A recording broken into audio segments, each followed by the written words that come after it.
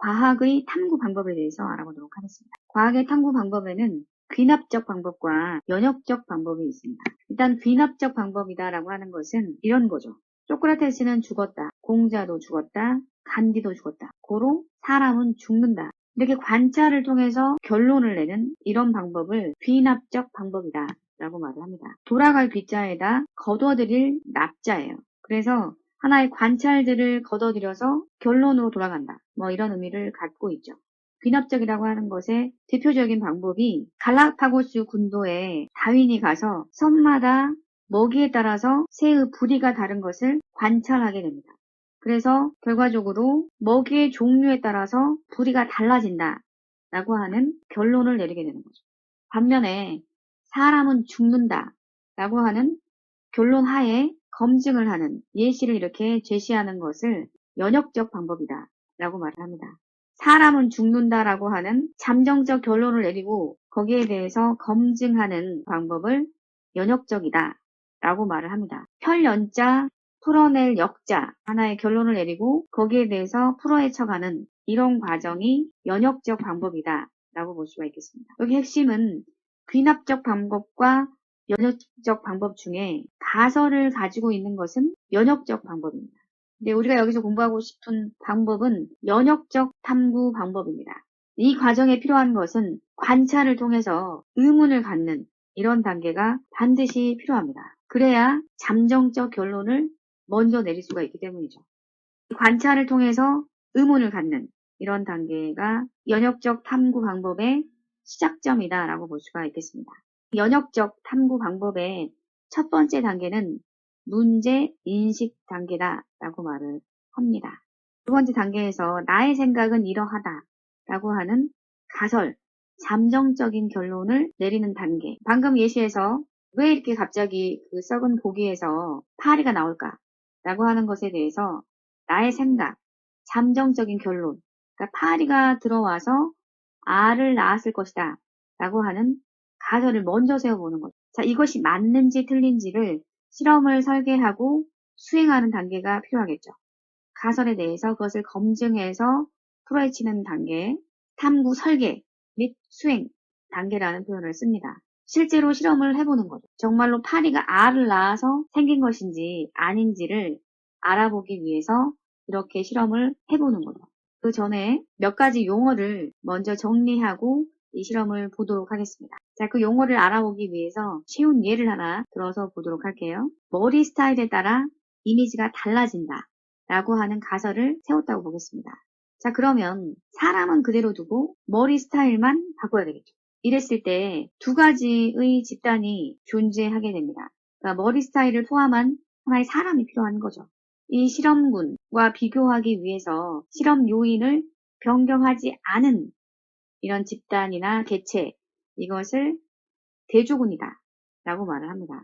인위적으로 실험 요인, 그러니까 머리 스타일을 변경 또는 제거한 집단, 그러니까 뭔가 조작한 집단, 이 집단을 실험군이다 라고 말을 하는 거죠. 대조군은 그야말로 대조를 위해서 변경하지 않은 성형수술을 했을 때 성형전이라고 볼 수 있죠. 실험군이라고 하는 것은 성형후라고 볼 수가 있겠죠. 이 실험에 관계되는 요인을 변인이다 라고 말을 하죠. 실험 결과에 영향을 미치는 요인 중에 독립적으로 변화되는 요인, 이것을 독립변이다 라고 말을 합니다. 자, 다시 예시를 통해서 보겠습니다. 이 문장에서 바뀌는 요인은 뭐죠? 머리 스타일이죠. 머리 스타일이 먼저죠. 이것에 따라서 결과는 이미지라고 볼 수 있습니다. 이 부분, 이 결과에 영향을 주는 변화시키는 요인이 독립변인이 된다라고 볼 수 있는 거죠.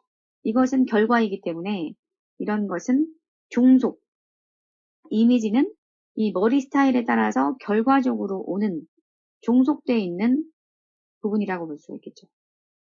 그런데 이 독립변이는 다시 두 가지로 나눠집니다.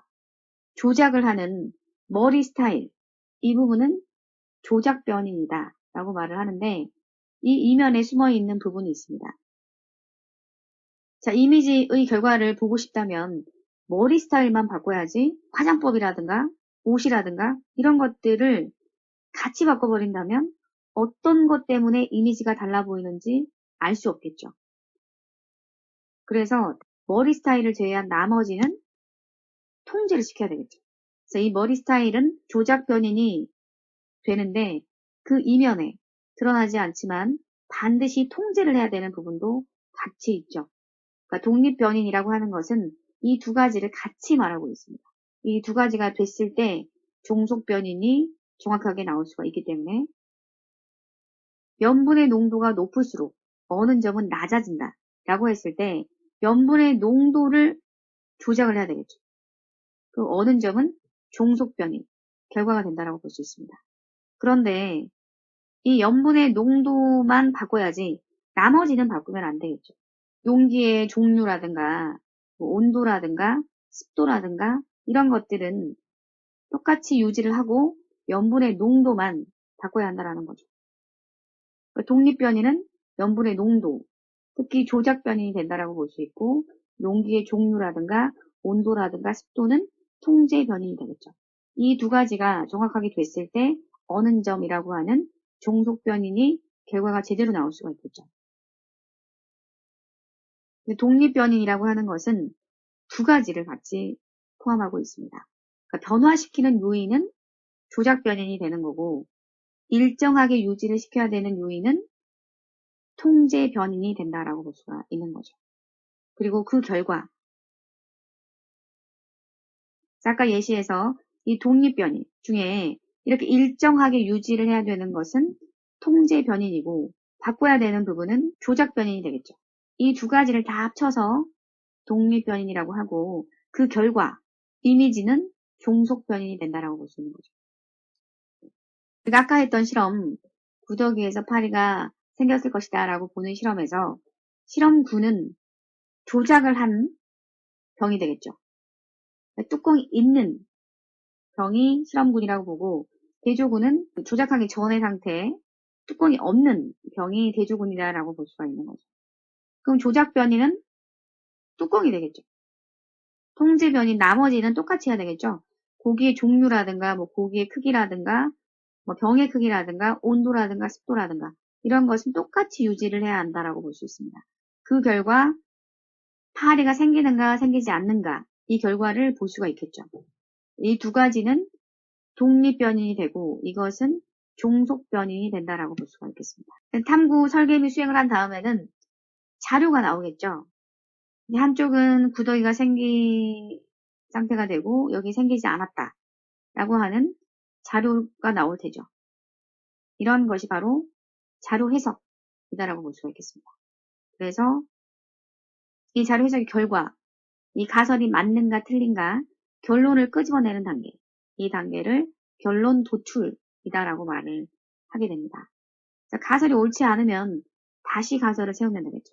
옳으면 일반화시킬 수 있는 경우가 됩니다. 아까 우리가 가설을 파리가 들어가서 알을 낳았을 것이다 라고 가설을 세웠는데 실험을 해보니 맞는 말이었죠. 그래서 낳았을 것이다를 단정할 수 있게 되는 거죠. 파리가 들어가서 알을 낳았다 라고 표현을 할 수 있게 되는 것이죠. 과학의 탐구 방법은 관측을 통해서 문제 인식을 하고 거기에 대해서 나의 생각, 가설을 설정하고 그것에 대해서 탐구 설계 및 수행을 한 다음에 자료가 나오면 자료 해석을 통해서 결론을 낸다라고 볼 수가 있겠죠.